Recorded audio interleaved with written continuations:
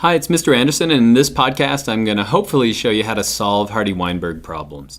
Here's Hardy, here's Weinberg. They came up with this wonderful idea of Hardy-Weinberg equilibrium. It's used by geneticists and evolutionary biologists, but little did they know they would plague biology students forever as they try to solve these problems. And so this would be a typical Hardy-Weinberg problem. We've got 16% of the population unable to taste a chemical, and they're asking a number of questions like how many people are heterozygous, what's the allele frequencies. And when I have students who struggle with this, basically all these terms are kind of swimming around in their head and they have no idea what's what or where to even start. And so I want to kind of go back to basics and show you what a gene pool is, and then show you how to solve some of these problems. And so let's start with a sample population. Let's make this population really, really small. Let's say we have 10 people. So we've got 10 people here, and half of them had red hair. And so to have red hair, you have to have two red alleles. So this would be a person with red hair, red hair, red hair, red hair, red hair. So half of the people have red hair, and then half of the people don't. And so this would be somebody who maybe has black hair, or this could be somebody who has blonde hair, or it doesn't matter, but they don't have red hair. And since it is a recessive, you have to have two copies of it. Okay, so this would be the population, and this would be their phenotypes, physically what they look like. But if I take all those genes in a population and scramble them up and put them in a pool, then it becomes a gene pool. Now they're not associated with one individual anymore. And so basically, this is a gene pool. And so there are two values that I want to throw out. The first one is P, and the second one is Q. P is going to be the allele frequency of the dominant trait. Okay, so what's the dominant trait? That's going to be this non-red. And so I'm going to say 1, 2, 3, 4, 5, 6. There's 6 of them. And there are 20 total alleles here. There are 20 total genes. And so our P value would be 0.3. And so now how do we figure out the Q value? Well, the Q value, I could count up all the red ones. It's going to be 14. And then I divide that by 20, and it's going to be 0.7. Another quick way to do that is if you figure out that this is 0.3, P plus Q will always equal 1. And so I could have just taken 1 minus 0.3, and that would have given me my Q value. And so what does this mean? Well, in a gene pool, this means that 30% or 0.3, be cautious of percents because they can get you in trouble when you're solving the problems, but 30% of the individuals are going to be, of the genes, are going to be of the dominant, and 70% are going to be of the recessive. Now, if you know anything about genetics, we can figure out where the rest of the Hardy-Weinberg comes from. So what are the odds if I were to just grab one of these, if I were to just randomly grab one of these genes out of the gene pool, what is the odds that that is going to be recessive? In other words, what are the odds that it's going to be red? Well, the odds would be 7 out of 10. What are the odds if I pull 2 of them out that they're going to be red? Well, knowing anything about the law of multiplication, that's going to be 7 out of 10 times 7 out of 10. And so that's going to be 49 out of 10, or that's going to be 0.49. So grabbing 2 of the reds, it's going to be 0.49. Let's do that again with the blues. What are the odds of me pulling a blue out and then another blue out? It's going to be 3 out of 10 times 3 out of 10, and that's going to be 9 out of 100, and that's going to be 0.09. Okay, so for me to get 2 of the recessive, it was 0.49. For me to get 2 of the dominant, it's going to be 0.09. So what are the odds of me pulling out a blue and then a red? Well, to do that, it would be a 7 out of 10 of the red times a 3 out of 10 of the blue. So that's going to be 21 out of 10 out of 100. But I don't have to necessarily pull out a red on the first time and then a blue on the second. I also could do it by getting a blue on the first time, 3 out of 10, times 7 out of 10. And so that would be a 21 out of 10 as well, out of 100. And so I have to add these two because I could get a red and a blue one in 2 ways. And so when we look at the equation for Hardy-Weinberg equilibrium, let's go to that.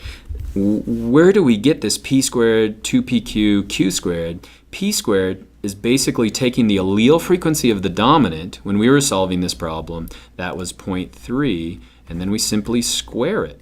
And that's going to tell me how many individuals are homozygous dominant. In other words, they have one of each of the genes. What are the odds of me doing this one? In this case, our recessive value is 0.7 squared, so that's going to be 0.49. That's the homozygous recessive individuals. And then the heterozygous individuals are going to be 2 times p times q, because you could get it either red-blue or blue-red, so either of those. And so this is where this term comes from. And so basically, even though I may have lost you at this point, the big thing to remember is that if they talk about the allele frequency, then they're talking about the p-value and the q-value. If they're talking about individual people or individual organisms or individual phenotypes, then they're talking about p squared, 2pq, and q squared. Because it's vital when you're trying to tackle one of these problems that you know what you're given on day one or on the first step. And so let's try this problem again. So what does it say? It says, let's break down this thing. 16% of a population is unable to taste this chemical. These non-tasters are recessive for the tasting gene. So if you think you know how to do this, you may want to pause the video, try to work it out, and then I'll show you how I would work it. Pause video. Okay, so here we go. So basically, what are they telling me? They're saying 16% of a population. So are they talking about genes or are they talking about people? Well, they're talking about in a population. They're saying 16% of the people are unable to taste it. And so what are they telling me? They're telling me, p squared, 2pq, or q squared. Almost always when you're solving one of these problems, they have to tell you the individuals who are homozygous recessive. And the reason why is if you're dominant for the trait, we can't tell if you're homozygous or heterozygous. So they almost always start with q squared. So they're telling me q squared equals, and now we want to get rid of the percents, we're going to say equals 0.16. Okay, so 16% or 0.16. So now my goal in any problem, even though I haven't even looked at the questions here and what they are, is to get to p and q. Because if I can get to p and q, I can solve any problem. Okay, so how do I get to q? I could take the square root of this side. I could take the square root of that side. I could say q equals 0.4. I could say p equals 0.6. And now I can just smile to myself because I know I can solve any problem that they ask me with just a little bit of common sense. So I got my p and the q value. So let's look at what questions they ask. Number one, what percent of individuals in the population are tasters? Well, let's use a little common sense. They're saying that 16% are non-tasters. And so that means that everybody else has to be a taster. So I would say 84% on this first one. Okay, let's look at the next question. What is the frequency of the dominant allele and what's the frequency of the recessive allele? Well, the frequency of the dominant allele, we've already solved that. That's going to be our p-value, so that would be 0.6. And then what about the recessive allele? That's going to be 0.4. That's going to be my q-value. So I'm golden so far. Now let's go to the next one. What percent of the population are heterozygous for the trait? So now we have p and q. We can solve for this. Heterozygous, remember, are always going to be those individuals that are 2pq. So it would simply be 2 times p, which is 0.6, times q, which is 0.4. So this is going to be 0.24. So I would say the total is going to be 0.48. Or if we're looking for a percentage here, I would say it's 48%. Okay, so the majority of questions you get when you're solving Hardy-Weinberg questions, they're almost always going to start by telling you the individuals who are q squared. And so if you remember that and it's an individual, then you're going to do well. Let's go to another problem though, because this is another way you can be asked this question. Let's look at this one. This one, the delta 32 mutation, a recessive gene, gives humans protection from HIV. The allele frequency in a town in Sweden is 20%. Okay, so what are they telling me here? This is another thing that they can tell you. They could tell you the allele frequency, so this is super important. They're telling me the allele frequency, and they're also saying that that's recessive. Okay, so what have they told me? I know right away that they've told me Q. In this case, they're telling me that Q equals 0.20. I say P equals 0.8. And we know that immediately right away. And so now I, again, smile to myself because I can solve any problem they ask me. Okay, so let's look at this one. What percent of the population have 2 copies of the gene and are therefore immune to HIV? So now they're saying 2 copies of this recessive gene. So what are they telling me? Now they're saying solve for Q squared. So Q squared equals 0.2 squared. And so Q squared equals 0.04. Now, a common mistake that people make when they're solving this is they take 0.2, they square it, and in their head they somehow think that's going to be 0.4.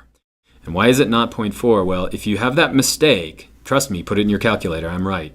If we take 0.2 squared, a good way to check that is to write 2 over 10 times 2 over 10. And that equals 4 over 100. And so that equals 0.04. Okay, so we've solved this one. It's going to be 0.04. Let me clear that out. Next one, they're saying what percent of the population are less susceptible to the disease since they're heterozygous? Oh, so to solve that one, again, this is going to be 2 times P times Q. So that's going to be 2 times 0.8 times 0.2. And so I get like 0.32. Or if they're asking what percent, I would call that 32%. Okay, and so that's how you solve Hardy-Weinberg problems. Remember, pay attention because they're going to tell you specifically either a q-squared value or give you a way to figure out q-squared value, or they're going to start by telling you allele frequency. And you want to work to P and Q, and then you can solve anything else. And so I hope that's helpful.